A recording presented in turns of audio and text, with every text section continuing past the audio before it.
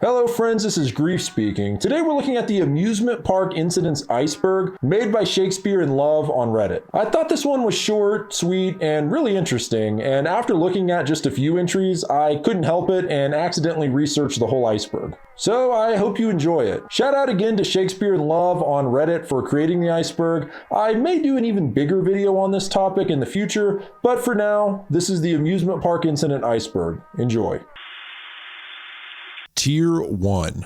Fabio hit by a goose. This is a really bizarre event in which Fabio, the famous male model, is hit in the face by a goose while riding a roller coaster at Busch Gardens. Unfortunately, we don't have footage of the goose hitting him, but we do have the before and aftermath. It's a little shocking seeing the coaster slowly come to a stop while Fabio's face is smeared with blood. It's unclear whether this is his blood or the goose's, but it doesn't look like he has any cuts, so I'm guessing it's the bird's, which in some ways is more disturbing, but I'm not sure. The thing is, the whole reason Fabio was there was to launch and promote this ride. But after this, he disavowed the ride and started warning people that roller coasters are dangerous. I mean, talk about a backfire. Starjet, Hurricane Sandy. This is the least violent on the list as no one was killed or injured, but rather just the unfortunate loss of a classic ride, the Starjet roller coaster, which was destroyed by Hurricane Sandy. Excalibur 2.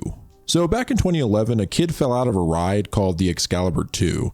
Basically, the ride consists of a spinning wheel attached to a sort of pendulum, so the riders spin while simultaneously being swung side to side and upside down. Apparently, a kid fell out and was essentially hanging from it before being flung off and falling 30 feet to the ground. Amazingly, he survived the fall, which is kind of insane. I'm not sure what happened to the kid after this or how serious the injuries were, but I've read a lot of comments of people who have been on the ride who said that the safety bar was barely keeping them on. One person even said they stayed in just by their feet at one point. Yeah, that one seems pretty far-fetched. The advertisement of the Excalibur 2 makes the rider seem pretty secure, but it's unclear whether this is accurate to the real-life ride. Honestly, I just love weird commercials from the early 2000s, so I included it. Your local carnival. This is a more general entry and is literally talking about your local carnival. Tons of accidents happen every year at traveling carnivals and local fairs. For instance, in 2018, a ride called the Fireball malfunctioned and sent a gondola filled with passengers into the air, injuring 7 and killing an 18-year-old, Tyler Jarrell. Accidents like this happen all the time, and this is just one that we know about. According to the International Association of Amusement Parks and Attractions, only 7% of traveling fairs report accident data, leaving the safety record of the remaining 93% unknown to the public. So for the most part, we just don't know how many injuries actually occur every year. But come on, everyone knows it's not a real local carnival without bare minimum safety checks, poor assembly, and a 36-year-old ride operator drinking Pabst Blue Ribbon and hitting on underage girls. Tier 2. Son of Beast incidents. Son of Beast was one of the biggest wooden roller coasters, standing at 218 feet tall and traveling at 78 miles per hour, making it a highly anticipated ride. However, the ride had a ton of structural issues, leading to a slew of accidents throughout its 9-year career. In 2000, shortly after it opened, it was already getting complaints as the ride was very bumpy and uncomfortable, detracting from the overall experience. But a bumpy ride was the least of its worries. In 2001, 2 riders broke their necks within a 4-week period. However, both of these riders suffered from ankylosing spondylitis, a rare condition of arthritis in the spine, which made them a lot more susceptible to the injury. There are numerous other cases of injuries, major and minor, but the biggest incident happened in 2006 when 27 passengers were severely injured after part of the track collapsed and sank 5 inches, causing a massive jolt and pothole effect. There were no fatal injuries, but all passengers were taken to the hospital and all but 2 needed to stay overnight or longer. Surprisingly, Son of Beast was not completely shut down until 2009 after a woman claimed to suffer a severe head injury on the ride,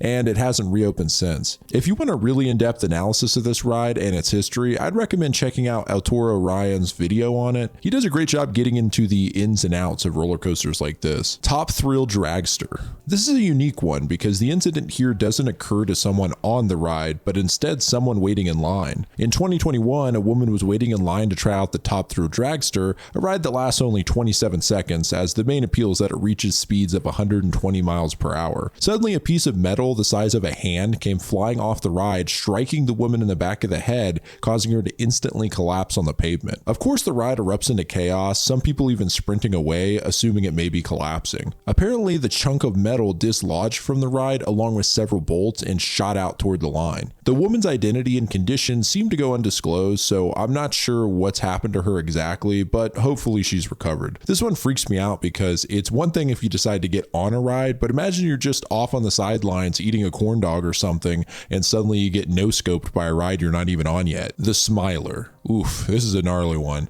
The Smiler was a promising new coaster opening in 2013 and boasting a record amount of 13 inversions. The gimmick of the ride was that it would hypnotize riders into smiling by use of large spinning spirals, spraying mist, and large screens playing hypnotic footage. Well, the Smiler had a bumpy start when during a press preview the coaster got stuck hanging upside down and it took several hours to safely remove the riders.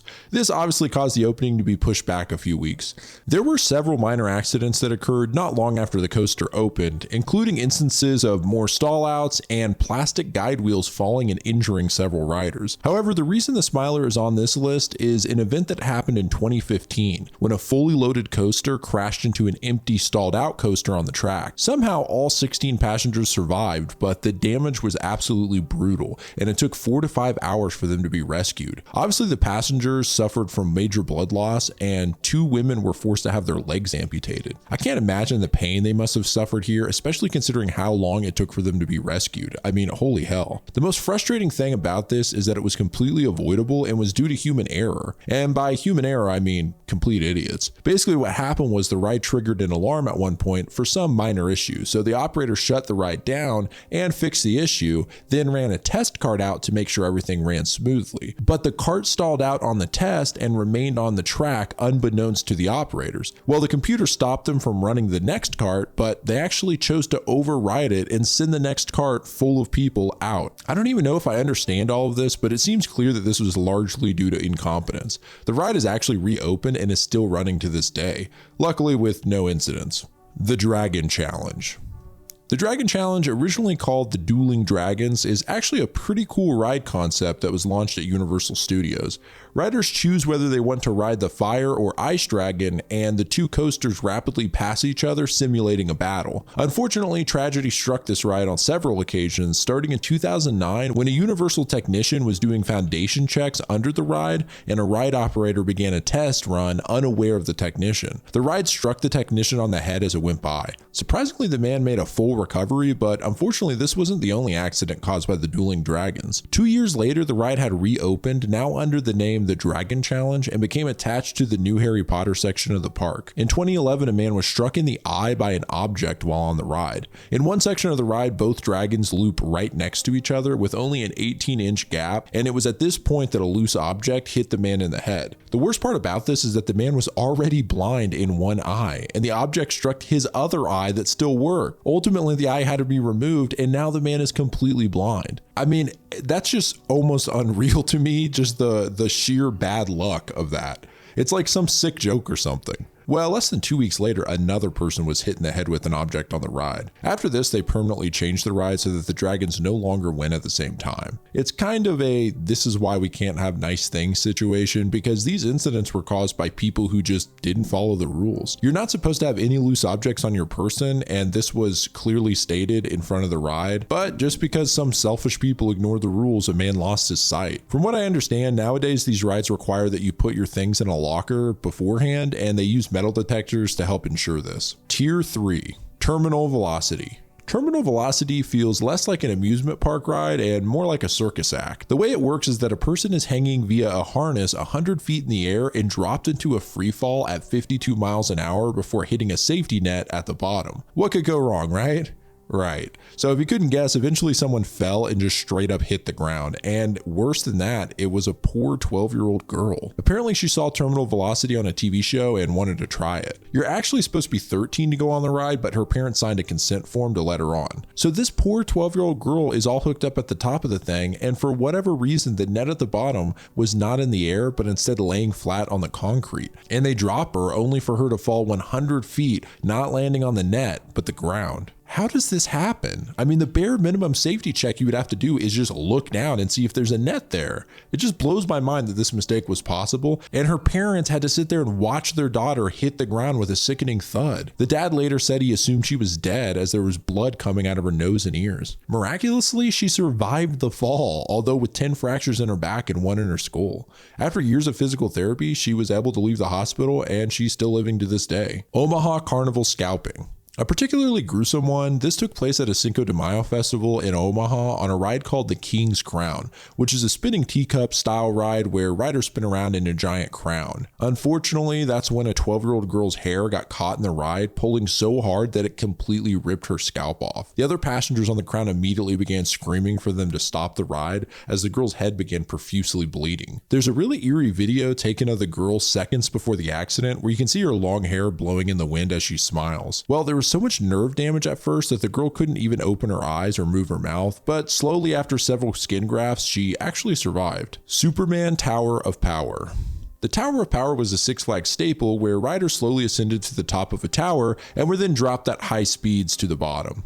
In 2007 at the Six Flags Kentucky Kingdom, a girl lost her feet on this ride. Essentially what happened was that the cable snapped halfway up the ride, smacking the riders and wrapping around the girl's feet as the ride ascended. In another aggravating case of employee incompetence, the ride operator noticed this and panicked, attempting to call for help instead of hitting the emergency stop. Well, they did hit the emergency stop, but it was right after the point where the ride already dropped into free fall. So as the ride dropped, the cables that were wrapped around the girl's feet tore them off. I mean, Jesus Christ, I've never been one to be afraid of theme park rides, but this iceberg is really getting me there, I have to say. Ride of Steel. This one is a little bizarre. Double amputee Sergeant James Thomas Heckemer, who lost both legs due to an IED explosion in Iraq, got into the Ride of Steel at the Darien Lake theme park with his 19-year-old nephew. Unfortunately, the man went flying out of the thing and landed on the ground in front of a horrified crowd. Unlike a lot of the other entries, Heckemer didn't survive the fall. The reason that this happened was that the ride's belt and lap bar require, a lap. This is actually one of the most controversial entries because there was a lot of debate over whose fault it was that this happened. The initial story was that he asked the staff which rides would be okay to ride considering his situation, and the staff said that all of them should be fine and let him ride onto the Ride of Steel. It turns out that this wasn't quite accurate. As more information came out, it seems like the vet and his family may have convinced the staff to let him ride against their better judgment. At the end of the day, there's probably a bit of blame to go all around here, and either way, it's too bad that it cost a human life. Tier 4. The Texas Giant. In 2013, a 52-year-old grandmother fell to her death from the Six Flags staple the Texas Giant after the support bar came loose. It seems that this had to do with the fact that the woman was very overweight and the ride operator did not ensure that she could safely fit in the seat. So apparently everyone in line watched the woman fall 75 feet, hitting a support beam before landing on a roof. Brutal. KANKARIA Pendulum Ride. This is an incident that happened at a theme park in India and is probably the biggest malfunction so far, if you want to call it a malfunction. This is a typical pendulum ride where the riders sit on a large circle at the bottom of a shaft that swings side to side. Well, the incident occurred when the shaft broke in half while the pendulum was swinging high in the air, slamming the riders into part of the metal structure before crashing to the ground, killing 2 people and severely injuring 29 more. This is actual footage of the accident. It's taken from afar, so it's not graphic, but it's still very frightening. I mean, that's just scary, man. Batman Decapitation. This is one of those legendary stories, along with the Tower of Power entry, that I feel like every kid heard of for years after. Until I actually took the time to research this entry, I never quite knew if this story was real or just something they told kids to keep them from going past the fence under the coaster for any reason. Well, it's definitely a true story, and it definitely serves as a reminder to never go into a restricted section under a roller coaster. Basically, a 17-year-old kid lost his hat while on the Batman ride, and afterwards decided it was a good idea to ignore all warning signs and hop over the fence to try and retrieve it. This is when the roller coaster struck him and just punted his head clean off his body. Look, I feel bad for the kid and his family. I mean, this is a terrible tragedy, but this is one entry where it is so clearly 100% the rider's fault. And the worst part is that it was a hat. I mean, it would be slightly more understandable if it was something sentimental like a wedding ring or a family heirloom or something. I mean, hell, even an iPhone would make more sense, but a hat? Damn, dude, it's obviously not worth it. Action Park. There is a lot we could get into when it comes to Action Park, but I'll just give a brief summary because there's been many documentaries and videos that go into the details of Action Park that I would recommend you check out. Basically, Action Park was a theme park in New Jersey. Its popularity went hand in hand with its reputation for poorly designed rides, undertrained and underage staff, intoxicated guests and staff, and a consequently poor safety record. Healthcare workers and local residents had nicknamed the place Traction Park, Accident Park, Class Action Park, and Friction Park. There have been a plethora of reported injuries at the park, but 6 people have actually died either directly or indirectly from the park. The first fatality happened on the Alpine Slide, which is 2,500 feet long. Essentially, riders sat on a sled that rode to the bottom, and the ride was notorious for causing injuries because of how fast the sleds would go. Not to mention, people took a ski lift up to the top where they would often harass and spit on the riders below. Well, it went really wrong when a 19-year-old sled jumped the slide and he hit his head on a rock, putting him in a coma for a couple days before he died. Next, a 15-year-old drowned in the wave pool, which was deceptively deep at the end and overly crowded with hundreds of people to only 2 on-duty lifeguards. It eventually garnered the nickname the Grave Pool. Only a week later, a 27-year-old man got out of his tipped kayak on the Kayak Experience and stepped on a metal grate that was exposed to a live wire, causing the man to be killed by electrocution. A fatal heart attack suffered by one visitor was unofficially believed to have been triggered by the shock of the cold water in the pool beneath the Tarzan swing. The water on the ride and in that swimming area was 50 to 60 degrees, while the other water areas were 70 to 80, which was more typical.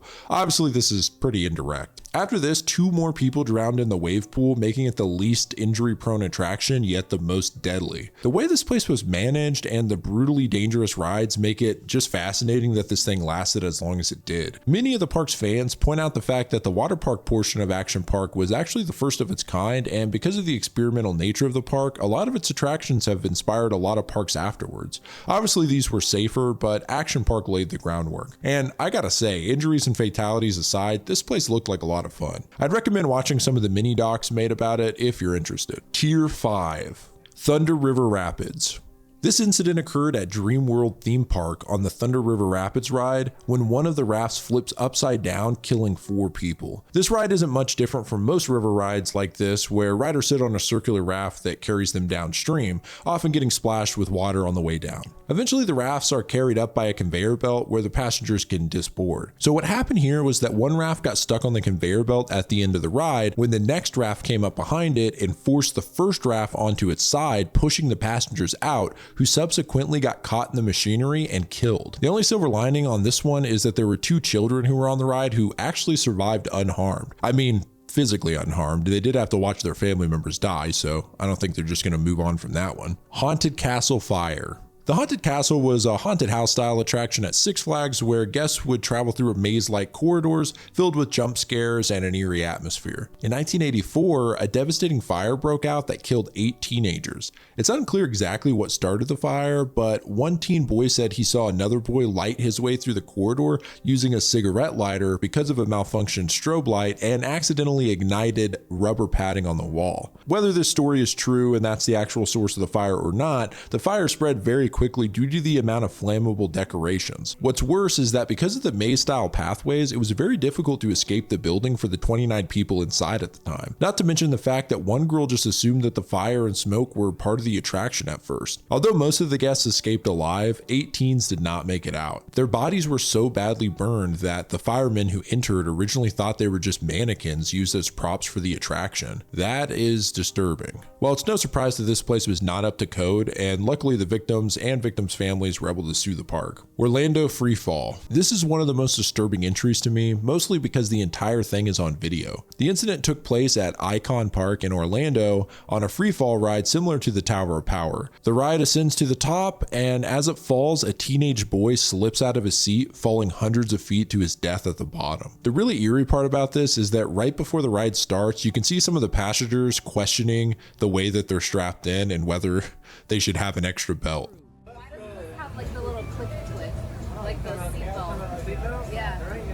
I'm not sure I want to show a boy dying here, but I'll show some of the footage up to before that point, and you can see partly through the drop as the boy's body separates from the ride. I mean, this is absolutely frightening. The video continues through the aftermath as the other passengers panic, demanding to be let out, and the boy's body is just lying there. Disney's America Sings. America Sings was a Disneyland show about the history of America. It was unique in the fact that it featured a rotating theater with multiple stages where animatronic characters act out different scenes. In 1974, a Disneyland employee, Debbie Stone, was crushed and killed by the rotating stage. Debbie's job was to greet guests before the show began and bid them farewell after it ended. It's unclear exactly how Debbie ended up between two stages, but nevertheless she ended up caught in between as the stages rotated, crushing her body. She let out a blood-curdling scream and her coworkers stopped the show and found her dead. The saddest part about this is that hours before, Debbie had just called her parents telling them she was in love and asking their permission to get engaged. That's just heartbreaking.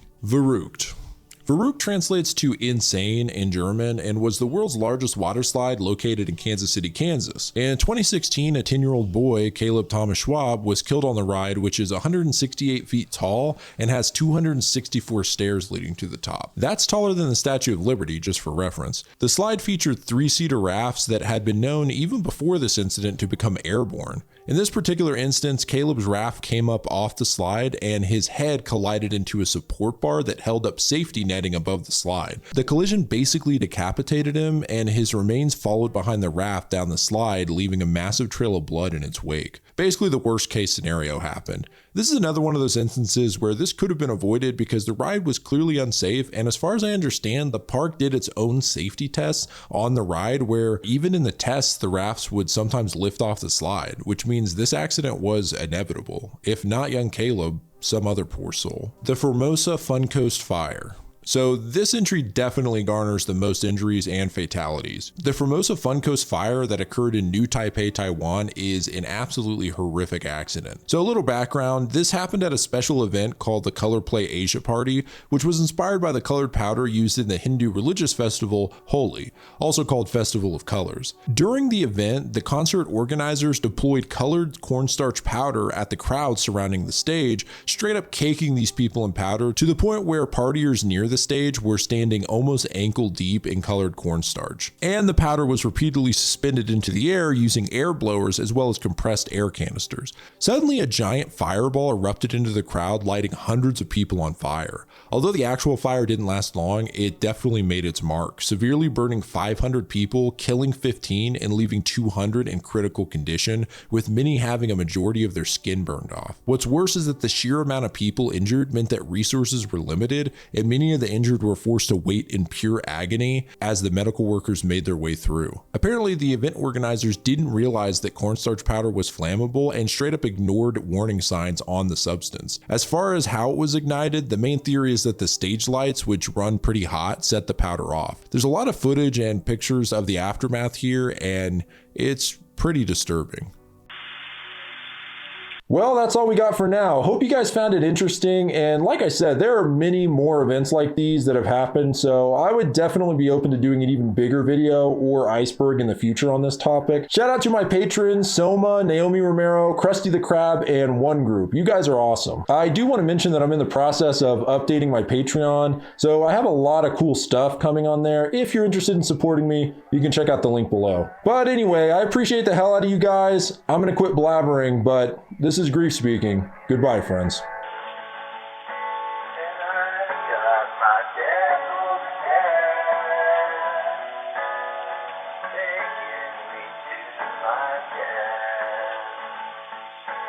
And I